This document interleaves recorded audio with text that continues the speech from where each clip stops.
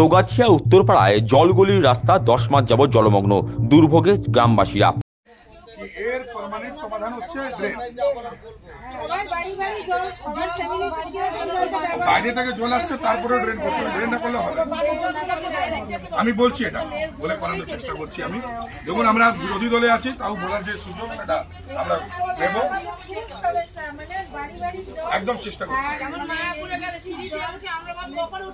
জগদ্দল বিধানসভা কেন্দ্রের মামুদপুর গ্রাম পঞ্চায়েতের দোগাছিয়া উত্তরপাড়ায় জলগলির রাস্তা 10 মাস যাবৎ জলমগ্ন, চরম দুর্ভোগের শিকার গ্রামবাসীরা। মূলত উত্তরপাড়ায় গলিপথে জল জমার কারণে আজ ওই গলি গ্রামবাসীদের কাছে জলগলি হিসেবে পরিচিতি লাভ করেছে। অভিযোগ, নৈহাটি পুরো অঞ্চলের জল ঢুকছে দোগাছিয়া উত্তরপাড়ায়, আর জমা জল বেরোনোর মতো নিকাশি নালাও নেই।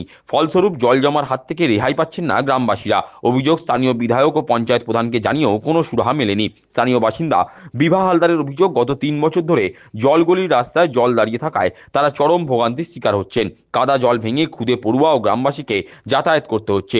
সেই সঙ্গে বেড়েছে মশার উপদ্রব। বিভাদেবীর দাবি, গলির রাস্তা উঁচু করার পাশাপাশি পুরসভার জল আটকানো গেলে তাদের সমস্যা দূর হবে। এখান দিয়ে জল ঢুকছে, ওইখানে নার্সিং হোমটা হওয়ার পর এই জল কতদিন ধরে আছে এখানে? এই জলটা 10 মাস ধরে জমে আছে। 10 মাস ধরে একভাবে এরকম জমে আছে। আমরা জল পালিয়ে যাচ্ছি। পঞ্চায়েতে জানিয়েছিলেন? পঞ্চায়েতে জানিয়েছি। কতবার জানিয়েছিলেন?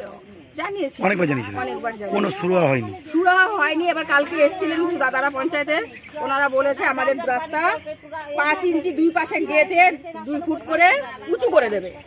এখন আপাতত আমাদের যাতায়াত করার জন্য বলে গেছে, কালকে এসে বলে গেছে, মেপে টেপে নিয়ে। এর আগেও তো এরকম বলে গেছিল। হ্যাঁ, আগে বলে গেছিল যে জলটা দিয়েছি, পাঁচ করার ব্যবস্থা করছি, কিন্তু কিছু হয়নি। আমাদের কোনো ব্যবস্থা করেনি। করেছিল রাস্তায়, ওই টালিখোলা রাস্তাগুলো ড্রেন কেটে ব্যবস্থা করেছিল, কিন্তু এইখানে জল পাস হয়নি।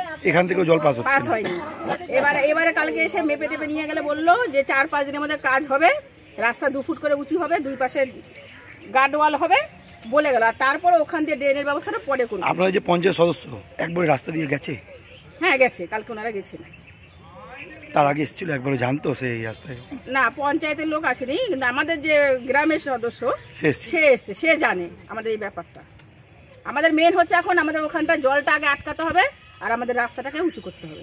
এদিকে মঙ্গলবার বেলায় জলমগ্ন উত্তরপাড়া পরিদর্শনে গিয়েছিলেন বিজেপির ব্যারাকপুর জেলার সহসভাপতি প্রিয়াঙ্গু পাণ্ডে।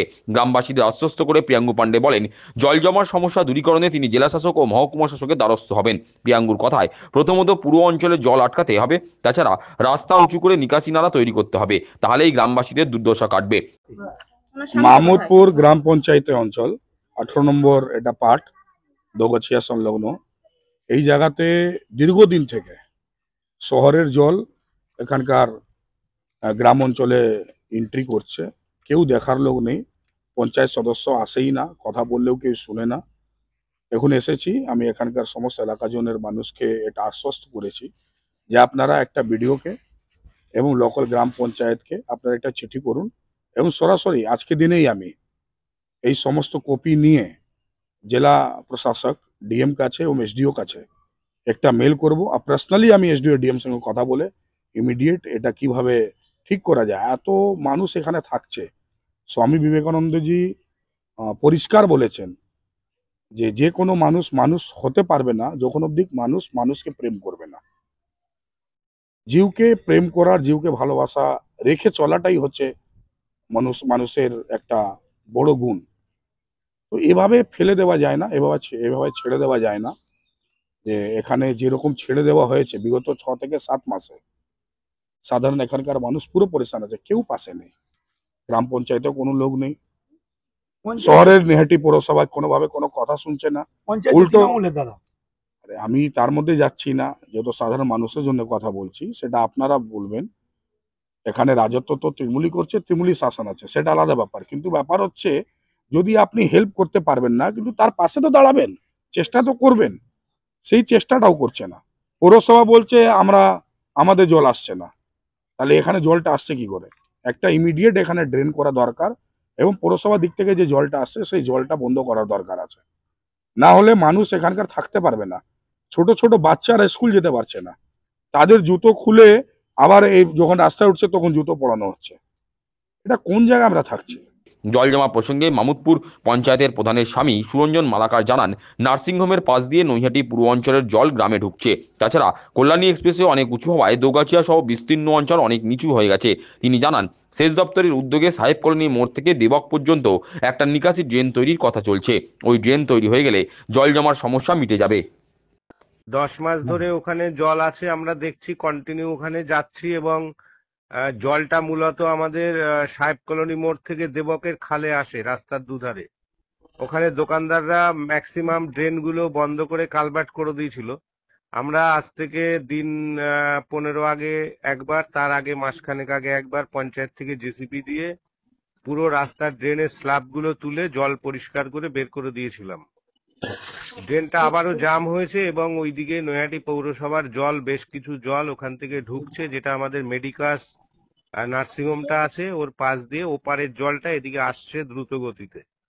এখন জল আসাটা বন্ধ না হওয়া পর্যন্ত আমরা এর কোনো কুল কিনারা পাচ্ছি না। আমরা আপ্রাণ চেষ্টা করছি যত দ্রুততার সাথে সমস্যা মেটানোর জন্য।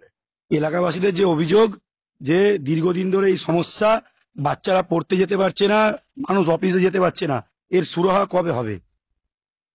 এখন ব্যাপারটা হচ্ছে, আপনারা প্রত্যেকে জানেন যে হাই রোডে কাজ হয়েছে। এর আগে হাই রোডে যে ড্রেনগুলো ছিল সেই ড্রেনগুলো রাস্তা চওড়া হওয়ার জন্য, হাই রোড বড় হওয়ার জন্য ড্রেনগুলো বুজে গেছে এবং হাই রোড অথরিটি যে ড্রেনটা করেছে সেই ড্রেনের সাথে আমাদের লোকালের ড্রেনের কোনো কানেকশন নেই এই মুহূর্তে। আর রাস্তা হাই রোড উঁচু হয়ে যাওয়ার জন্য দোগাছিয়া সহ বিস্তীর্ণ এলাকাগুলো প্রচন্ড নিচু হয়ে গেছে রাস্তার তুলনায়।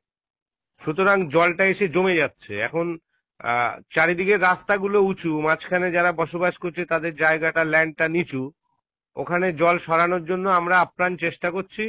আশা করি এটা সামনে আমাদের সাহেব কলোনি মোড় থেকে দেবক পর্যন্ত নতুন একটা খাল হওয়ার, মানে খাল, ওই ড্রেন হওয়ার কথা আছে। ওটা আমি শুনেছি যে ওটা জেলা থেকে স্যাংশন হয়ে গেছে, ইরিগেশন দপ্তরের কাজ। ওটা হয়ে গেলে খুব দ্রুততার সাথে এই সমস্যাগুলো মিটে যাবে।